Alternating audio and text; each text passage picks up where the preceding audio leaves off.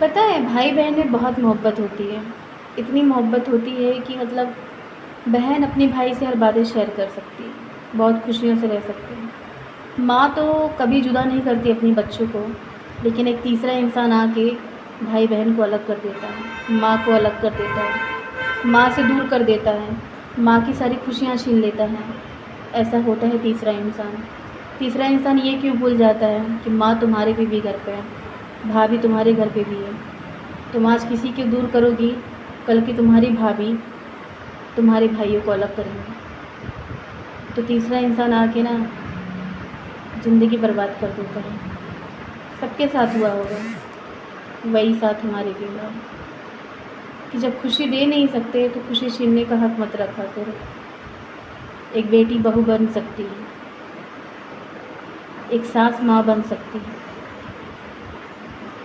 ये जो मुँह का लहजा है ना, इसे बदलने की कोशिश करो, वरना ये तमाम घर बिगड़ जाएंगे। और जो तीसरा इंसान आके भाई बहनों को अलग कर देता है ना, तो घर खुदा के घर में देर अंधेर नहीं है, खुदा बारी तुम्हारी भी लाएगा। तुम भी कभी भाई बहन अलग होगी। जो भाई बहन एक प्लेट में खाना खाते थे, और जो भाई बहन को लोग अलग कर देते हैं। और वो भाई भी ऐसे होते हैं जो बहनों से दूरियां बना लेते हैं, पता नहीं क्यों ऐसे होते हैं। और कुछ लोग बुआ के रिश्ते को बदनाम कर चुके हैं कि बुआ ऐसी है, बुआ ऐसी है।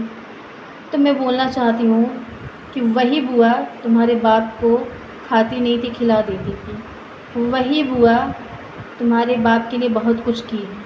आज वही बुआ घर आती है तो उसे चार बातें सुनाते हैं। बुआ के नाम से रील्स बनाने वालों लड़कों, तो मैं इतना बोलना चाहती हूँ, बुआ गलत नहीं होती। तुम्हारे आने से पहले, तुम्हारी माँ के आने से पहले बुआ का ही हक होता है, और वो हक भी बुआ अपना छोड़ के चली जाती है। समझ में आया? माँ तो कभी अलग नहीं कर सकती, पर दो दिन की आई हुई औरतें वो भाई बहन को अलग कर देती हैं। ऐसे ही होते हैं। खुदा ना करे किसी की बहन भाई अलग हों।